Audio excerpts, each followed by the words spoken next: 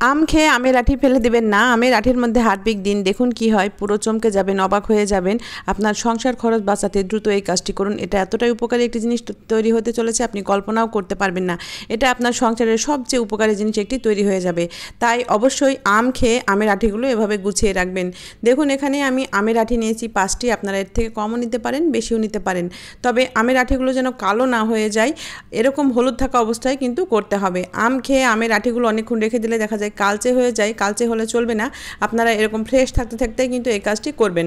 আর অবশ্যই কিন্তু আমের আঁটিগুলো ধোবেন না, না ধুয়ে কিন্তু এই কাজটি করতে হবে। তো দেখুন আমি এবারে পরবর্তী স্টেপে চলে যাচ্ছি, ভিডিওটি দেখতে থাকুন। আমি প্রথমে এখানে দিয়ে দিচ্ছি 1 চামচ পরিমাণ আটা, আপনারা ময়দাও ব্যবহার করতে পারেন, তাতেও কোনো সমস্যা নেই। দিয়ে দিচ্ছি 1 চামচ পরিমাণ চিনি, চিনি কিন্তু অবশ্যই অ্যাড করতে হবে। সেই সাথে দিয়ে দিচ্ছি বেকিং সোডা আমি 1 চামচ পরিমাণ। এবারে যেটা করব, আমি এখানে আরও একটি জিনিস অ্যাড করব যা কিনা আমাদের সবার ঘরেই রয়েছে, সেটা হচ্ছে হারপিক। কিছুটা হারপিক আমি এভাবে দিয়ে দিব।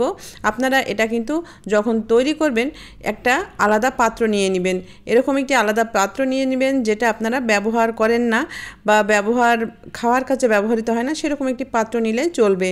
তো দেখুন আমি এইভাবে সবগুলো উপকরণ দিয়ে দিয়েছি। এবারে একটি চামচের সাহায্যে আমি ভালো করে এটা মিশিয়ে দিচ্ছি। তবে একটা জিনিস খেয়াল করবেন, আমের যে আঁটিগুলো রয়েছে তার পুরো গায়ে যেন না লাগে, শুধু এক সাইড খালি থাকবে বা এরকম, মানে হারপিকটার যে মিশ্রণটা আমি আগে ব্যবহার করেছি সবগুলোই এখানে লাগবে, তবে আমের আঁটির সব জায়গায় লাগলে চলবে না, কিছু কিছু জায়গা কিন্তু ফাঁকা রাখতে হবে। এবারে জেনে নিন এটা কিভাবে আপনার সংসার খরচ বাঁচাবে।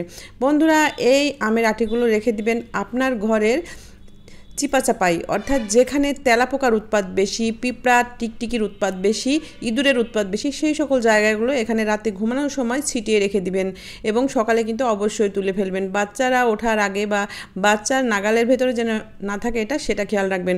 আপনার কিচেনে, আপনার ঘরের কোনায় আনায় সব জায়গায় রেখে দিবেন।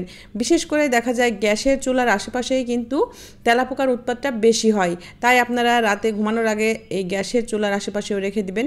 এটা সব জায়গায় লাগালে কিন্তু ওরা মুখ দিবে না। আমি কিছু কিছু জায়গায় খালি রেখেছি, ওরা কিন্তু এক সাইড থেকে খেতে খেতে ঠিকই জায়গা মতো চলে আসবে, আর ওরা এটা খেয়ে কিন্তু হজম করতে পারবে না, পেট ফুলেই মারা যাবে। এটা কিন্তু খুবই উপকারী একটি জিনিস, আপনাদের কিন্তু কারেন্টের মতো কাজ করবে। অবশ্যই ট্রাই করবেন। আপনাদের আর টাকা খরচ করে বাজার থেকে অন্য কিছু কিনতে হবে না, ঘরেই এরকম নিরাপদ উপায়ে কিন্তু আপনি এ সকল পোকামাকড় তাড়াতে পারবেন বা মারতে পারবেন। দেখুন আমি কিচেন কাউন্টারে এইভাবে রেখে দিচ্ছি, আপনারাও বিভিন্ন জায়গায় যেখানে যেখানে উৎপাতটা বেশি হয় সেখানে রেখে দিবেন, দেখবেন কতটা উপকার পান। ভিডিওটি অনেক উপকারী, অবশ্যই ট্রাই করবেন। ভালো লাগলে লাইক দিয়ে দিবেন, শেয়ার করে দিবেন, সবাইকে দেখার সুযোগ করে দিবেন। সবাই ভালো থাকবেন, চলে আসবো নতুন কোনো টিপস নিয়ে। সে পর্যন্ত বিদায়।